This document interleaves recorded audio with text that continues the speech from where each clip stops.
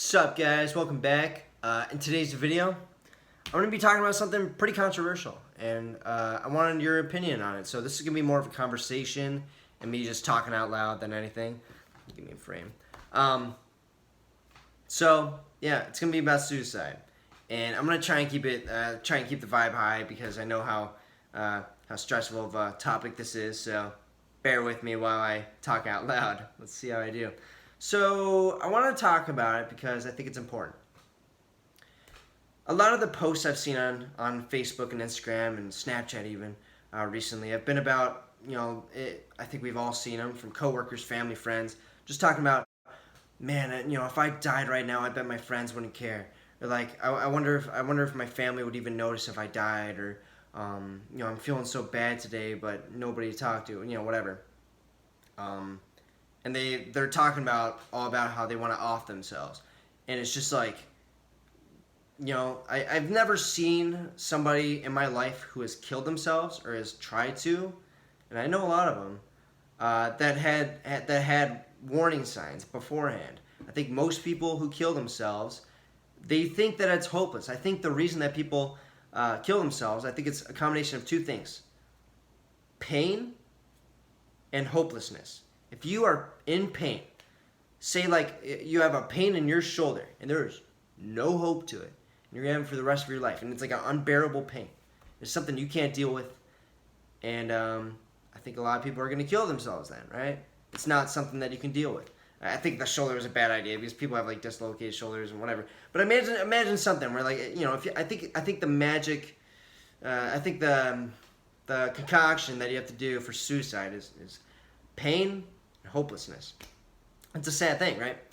So what I've been seeing on social media recently is people doing those things, and what I've seen in my personal life is people doing the opposite of that. No warning signs. I think those two artists that killed themselves a year ago, almost exactly a year ago, for one of them, the lead singer of Linkin Park, and then there's he's from Detroit. He was Soundgarden, Audioslave, that's his band. He's the lead singer for him, Mr. Cornell.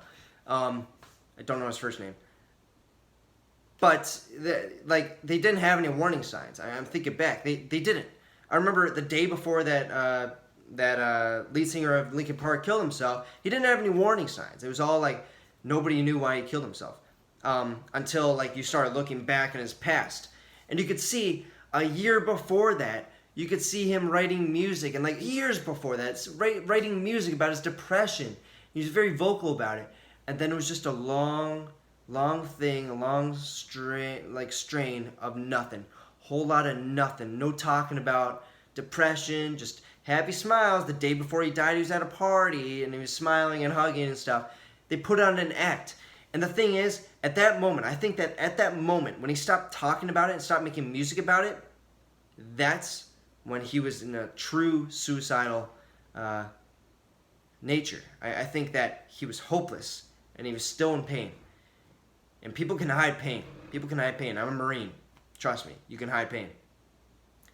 But you're hopeless at that point. There's no hope for you, and that's where people kill themselves. So when I see the things on Facebook and stuff, I don't think that those people, I don't want to say they're lying because I don't want it to be controversial, but I do think that statistics is on my side when I say that those people are not actually suicidal. All right. I think those people are doing the right thing. I think they're doing the right thing. Don't get me wrong. I think they could be doing it a different way, like maybe not posting it all over social media and like making a big drama thing about it. But I think that they're doing it the right way where they're seeking help for their pain instead of becoming hopeless. Because if you're in pain, some things you can't do independently. Some things you have to have your brothers help you. And in the previous video, I was talking about this. There was no way to get through the crucible, the last final moments of being in Marine Corps boot camp. There's no way to get through that last hike when your ankles are dead and you can't feel a thing and you're almost passing out without your buddies by your side pushing you. There's no way, and that's the way that we need to view it. I think one of society's biggest failures is trying to tell people that you can become independent, and that you're gonna be happy as independent. Try and become as independent as possible, and you won't have any hurt in the world. I think that becomes a very hopeless situation. Is because you can't truly become independent. All right, I don't care who you are. You have to have a friend. You have to have family. We're humans. Our nature is to be in a society. Our nature is to be social and talk things through for our own sake, all right? Not just for others, but for our own sake, our own sanity. And I think that when you take that away and you try and strive after independence, that keeps a very non-vocal group of people at risk for suicide. I think that those people, and especially I think we all know them. They aren't the super outgoing people for the most part. In my cases that I've seen, I want you to leave in the comments what you've seen because I'm curious. I know that I don't have all the information in the world from my own two eyes, but in my cases, the people who killed themselves, including those two artists, those artists weren't like super out there. Yeah, they were artists. They were great at what they were doing, which is why they had such a big platform. But they weren't like super out there. They weren't like Chris Martin, who's my favorite artist from Coldplay. They weren't crazy. They weren't flamboyant and stuff. They were down to earth, and they were not very vocal. And that's when you see those people, especially those people who are not that crazy out there. When you see them specifically hide away from their friends and the only people that they have, man, that's a warning sign. That is a true warning sign that they are feeling hopeless and they're sulking in their pain. And again, I told you the concoction. I told you what suicide is gonna, what boils up suicide, and that is just that, pain and hopelessness. So if you guys need help with suicide, I'm gonna leave in the link below a number, which is gonna be the National Suicide Hotline. I've used them in the past, and look, I'm not being sponsored by what is that?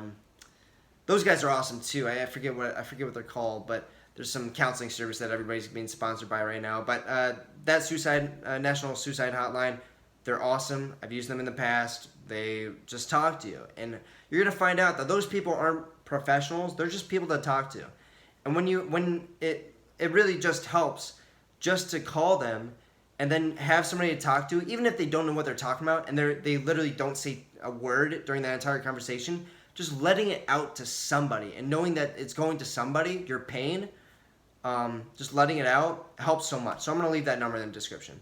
And I think that people, you need to be more vocal about the pain that you're going through. You can't be independent through these things. And those people that are posting on social media and stuff, hey, if that gets you through a tough time, keep doing it, all right? I disagree with the way you're doing it, but fuck, don't kill yourself, all right? Don't kill yourself. I think everybody can agree on that. So, anyway, guys, I don't want to rant too much more. I think if you like this video and you wanted to hear more, I would say just listen to it again because I rambled a lot, and I'm sure you could get information from multiple views. Who knows? But if you enjoyed it, leave a like. If you didn't enjoy it, you can leave a dislike if you want, but I would suggest leaving a comment. I'm curious why. I just want to hear from other people other than myself. So, yeah, I'll see you guys in the next one.